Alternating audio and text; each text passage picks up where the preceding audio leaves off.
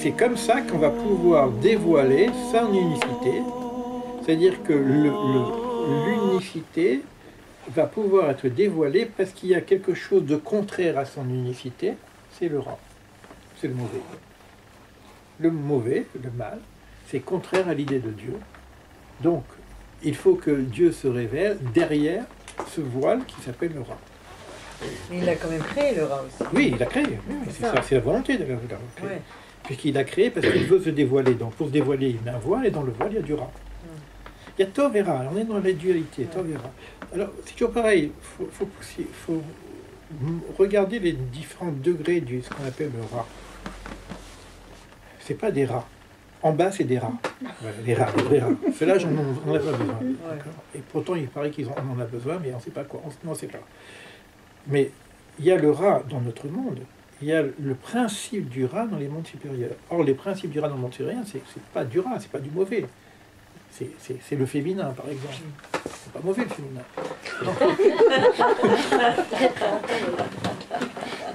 Non, c'est vrai. C'est le Zohar qui dit que le féminin du côté du rat et le masculin du côté du tov. C'est très misogyne comme principe, dès le départ. Le rat, c'est le principe c'est la capacité à recevoir, la notion du recevoir. Le tov, c'est la notion du donner. On est dans ce principe du donner-reçoit.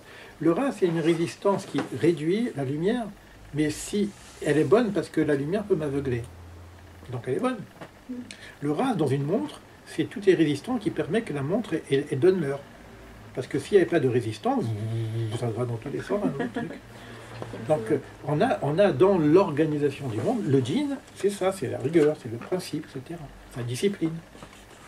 Le djinn, c'est du côté rat, du côté féminin. C'est pas mauvais en soi, c'est nécessaire à l'organisation du monde.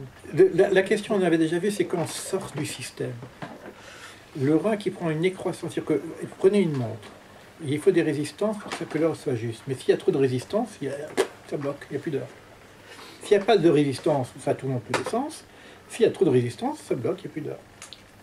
C'est comme tout, il y a la lumière, il faut de la lumière, il faut réduire, il faut des résistances, mais s'il y a trop de résistance, s'il y a trop de lumière, l'ampoule elle explose. Il faut un équilibre entre la résistance et la lumière. Tov, 1, 2, 0. Tout le monde entier est créé avec le 0 et le 1, etc.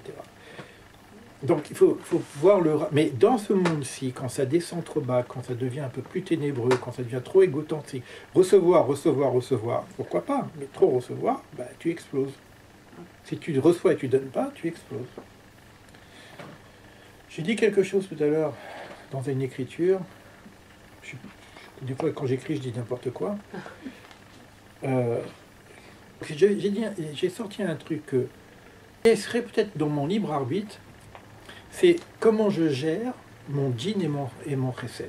Comment je gère ma capacité de donner ou de ne pas donner. C'est-à-dire, quand je dis chesed, pas le recevoir. Le recevoir, je dis que c'est quelque chose qui me dépasse.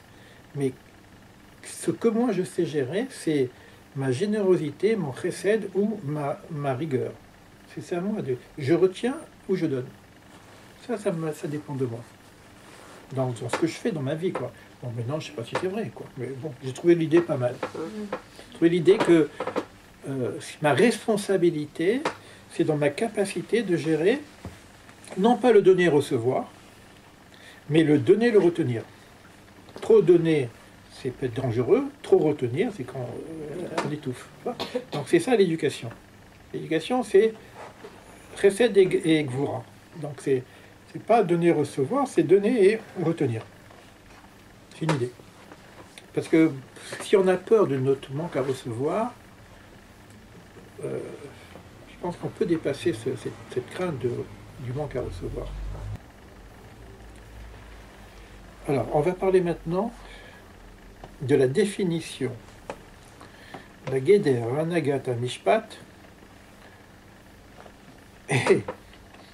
Merci mon Dieu.